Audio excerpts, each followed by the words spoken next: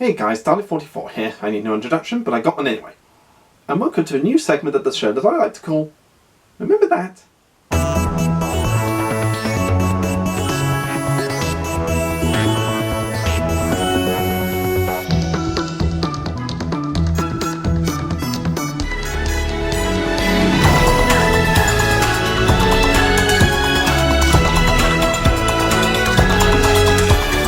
This is a new segment in the show where I take a look at a movie, TV show, video game, or just a character that's been forgotten by many people but remembered by very few.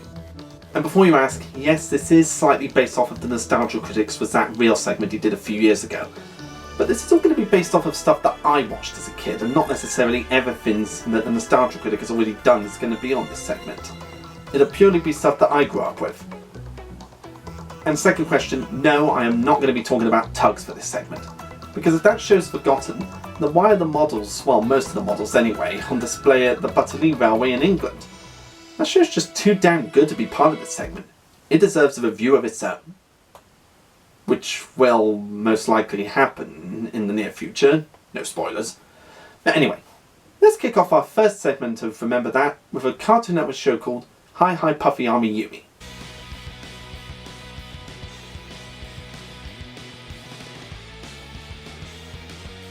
Hi Hi Puffy AmiYumi is an American animated television series created by Sam Register and produced by Renegade Animation and Cartoon Network Studios. It aired on Cartoon Network from 2004 to 2006. The series stars fictionalized and animated versions of the Japanese pop rock group Puffy AmiYumi. The idea of taking a popular rock band from Japan and turning it into a cartoon for Cartoon Network was quite a unique thing at the time. Not a lot of other shows have been doing that recently. Hi Hi Puffy AmiYumi follows the adventures of two pop stars and best friends, Yumi Yoshimura, voiced by Grey Griffin, a cynical, sarcastic and grumpy tomboy, and Omi Onuki, voiced by Janice Kirai, a peppy, optimistic and cheerful girly girl. They travel around the world on their customized tour bus along with their well-intentioned yet greedy manager Kaz Haraday, voiced by Korean Young. From rocking out at a concert to hanging out in their hometown of Tokyo, the duo take the world by storm with their musical talent, trend-setting style, and humour, dishing out lessons in J-pop justice and establishing the international language of cool along the way. And if the stories ain't enough to get you into it, then the characters definitely will. The main cast of the series includes Ami Okanai, voiced by Janice Kawae, who you may remember as the voice of Jenny from My Life as a Teenage Robot. Ami is a peppy, optimistic and cheerful girly girl who loves busting out those drums in a rock concert. Ami is the kind of girl who's very optimistic and sees the good in everything and everyone, but because of her optimistic nature, she can often get drawn into crazy schemes from Kaz and other characters in the show. We beat the monkey pups, but what did we become to do it? We've become the very thing we were trying to get rid of. Menaces on wheels who've lost sight of human kindness and decency. Well, you asked. And she also came across as kind of a neat freak in one of the episodes, going so far as being general-like just to make sure that Yumi and Kaz keeps the van clean and tidy. While it was well-meaning, she did go too far with her general side. But like I said, she's a well-meaning girl and does love hanging out with Yumi. But Ami wouldn't be complete without her best friend, Yumi Yoshimura, voiced by Grey Griffin. A goddess in the voice acting industry, and I shouldn't have to mention the fuck ton of characters she's voiced over the years. Yumi is a cynical, sarcastic and grumpy tomboy who is best friends with Ami and rocks out on that guitar of hers. Here's a fun bit of trivia for you guys. The first time I watched Hi Hi Puffy AmiYumi when it aired on Cartoon Network, I immediately recognised Yumi's voice. I was sitting there watching the show thinking, Mandy! Yeah, the first time I watched the show I immediately thought of Mandy from the Grim Adventures of Billy and Mandy as soon as Yumi spoke. Oh, great. Another stinking episode about pets. That's it. I'm out of this cartoon. Let me know how it goes. Another chase? Aren't we supposed to be a rock band? It's quite similar to Mandy's voice, but just a little different enough that you can tell it's a different character. And it gives her more of a chance to show off her many range of emotions and whatnot. And I absolutely adore how sarcastic and straight to the point Yumi is compared to Ami. AmiYumi, you have to come back to the bus! What's the matter? I don't feel well.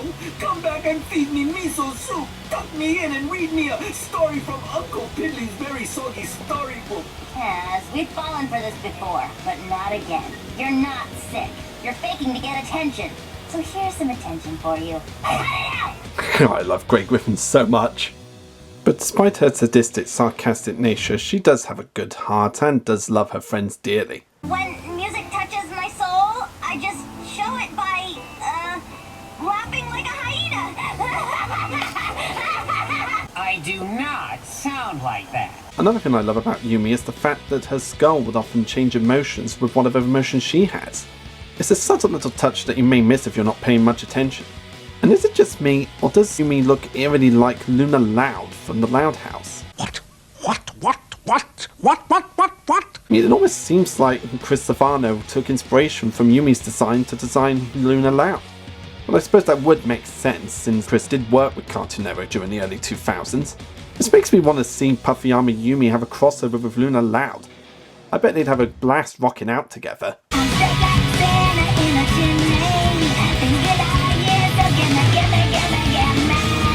But the band wouldn't be complete without their greedy manager Kaz Haradai, voiced by Keon Young, who a few Cartoon Network fans may remember as being the voice of Kuki Sanban's dad in Codename Kids Next Door. Kaz is a well-meaning manager to the group, but his harebrained schemes and greedy nature can often get the better of him, often coming up with harebrained schemes to make a quick buck and take advantage of the girls' popularity. Kaz is your typical cheapskate manager who's always trying to make a quick buck out of anything and doesn't want to pay as much for stuff that he really should be paying for. What's all the commotion out there? Ami wants a bunny Huggles doll. If it's not free, forget it. It was due on the first and you girls never paid up. So I had no choice but to evict you. Have you been eating paste? Since when do we pay rent? Since I came up with the brilliant idea yesterday. Yeah, genuine Puffy Warehead. Take home a piece of the magic. Only 4 coconuts. All right, 3.5 coconuts. Puffy AmiYumi is not for sale. What would you say if I offered to pay you $10 million? I would say, pleasure doing business with you, Timmy's father. I've got this really strict manager who, never lets me go anywhere. I don't care what you do as long as it costs me nothing. Your typical great manager. While the girls do respect Kaz as a manager, they really find it hard to tolerate his cheapskate manners and his harebrained ideas. And most of the time Yumi is the most wise to his schemes, like the time when he tried to pretend to be sick just so they'll give him attention. But despite all this, Kaz is very well-meaning and is a good friend to the girls. Despite his cheapskate nature, he does have the girls' backs most of the times, and it's shown that they can't be without each other. So not the greatest manager in the world, but well-meaning nonetheless. Secondary characters of the show include the girls' cats Junkane and Tekidai, cats who enjoy tormenting Kaz. And it's a great dynamic Kaz has with the cats. The cats hate Kaz and Kaz hates them. And there's Harmony, a 6-year-old girl who is the self-proclaimed #1 fan of Puffy AmiYumi. And she's the perfect symbolism of the typical stalker fan who won't leave you the hell alone and just wants the world to know that they're your #1 fan.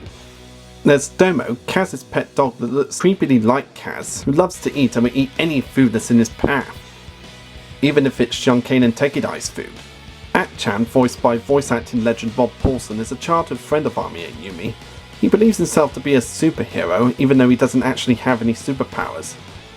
While Ami encourages this, Yumi is so cynical about it and is probably willing to let him know that he's not actually a superhero and has no superpowers. And Yumi's always just there just to make sure she doesn't kill his buzz. There's also Julie Hinakawa, who was the original guitarist in the Puffy band before she left. She came back in a later episode and tried to get rid of AmiYumi. It's unknown if this character is based on any musician that worked for the real-life Puffy AmiYumi band. But she's an entertainingly insane character, especially when she talks to her keyboard like it's an actual person. It will be mine. Huh? What's that? Oh, sorry, keyboard guitar. Revenge will be ours.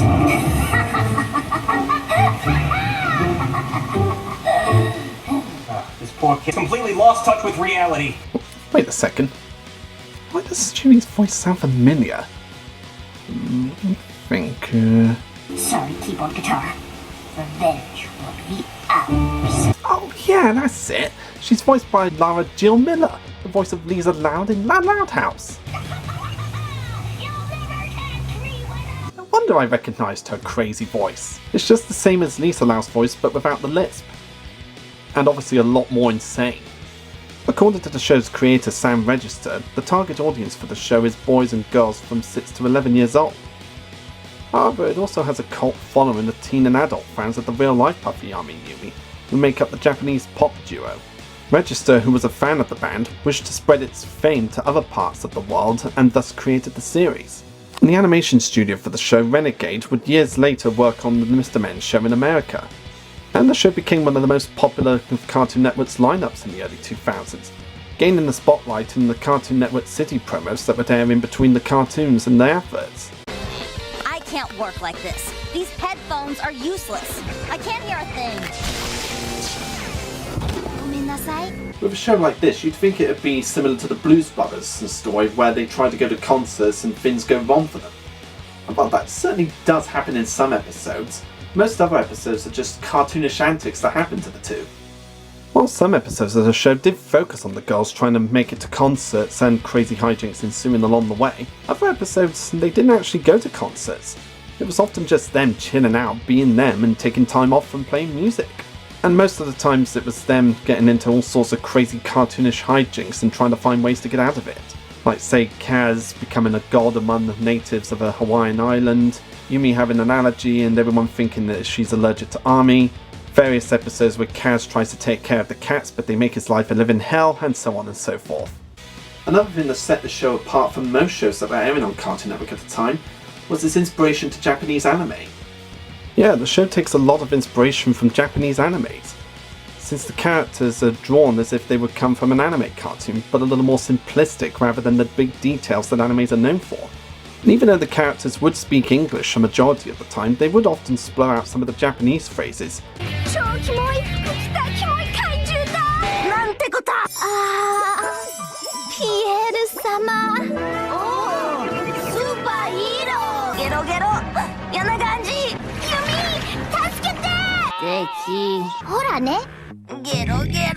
Even the characters' lip movements for the most part are very Japanese.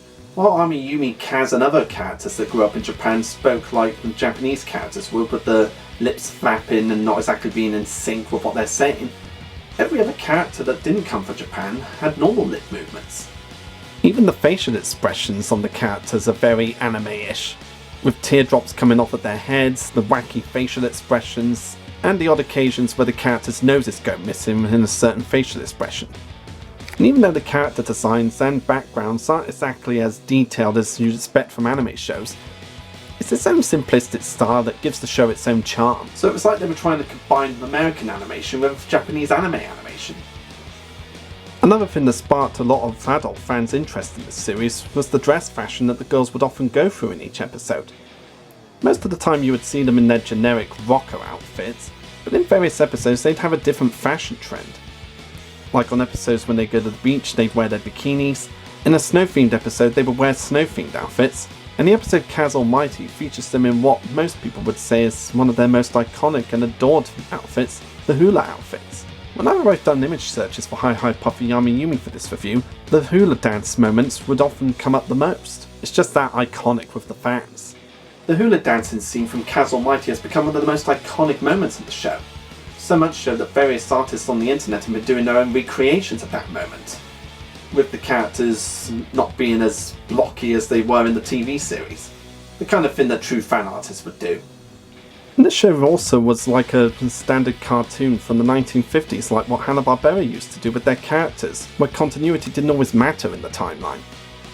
Most episodes would feature the same timeline with the girls living in their own world, and other episodes would feature the girls in different timelines. Like there was one episode where they were shown in Greek mythology as two servants to Emperor Cassius who wanted to become rock stars and went on a quest to find the Golden Fleece to achieve their dream. And there were even a couple of episodes where they showed in Cave Girl AmiYumi and Kaz. One episode showing how the band got together in the Stone Ages, and then another episode showing how they made their van to get to new concerts. It was just another one of those shows where each episode didn't always have to stick to the main timeline. Another aspect of the show that I really love is the rock and roll element. And as you all know, I'm a huge rock and roll lover. Shame on you, there's something in my head, and it's got its back to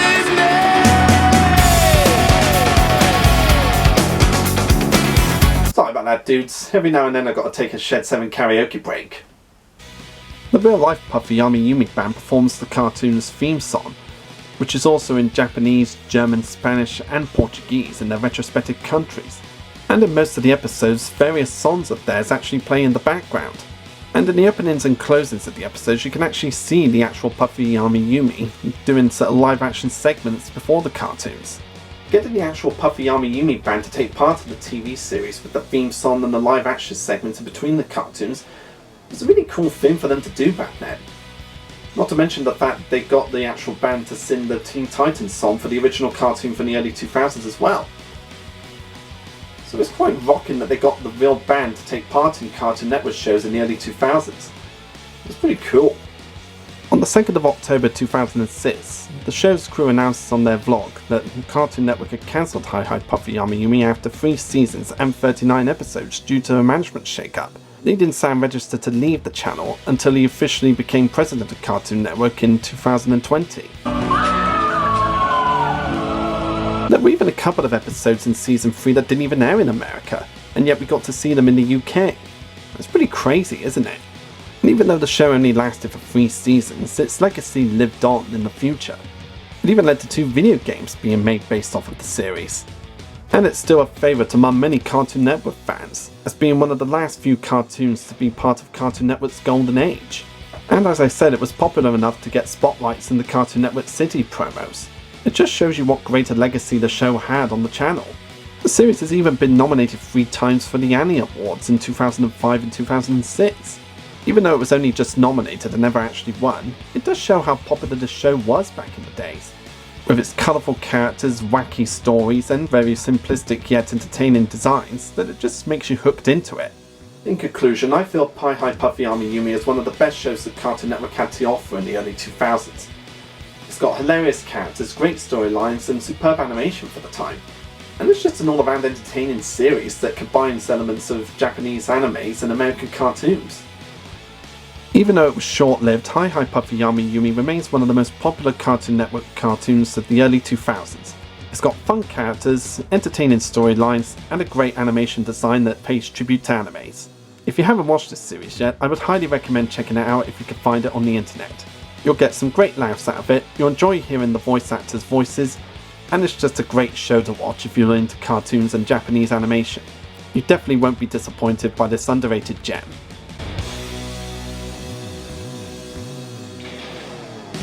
I hope you guys enjoyed this first segment of Remember That, and be sure to look out for more Remember That segments in the future. I'm Dalek44, and I'll see you next time, dudes. Won't you please say that again and again and again and again? Shame on you, there's something in my head and it's got its back to me. Shame on you, there's something in my legs and they never walk to me. Shame on you, there's something in my mouth and it never talks to me. Shame on you, there's something in my bed and it's got its back to me.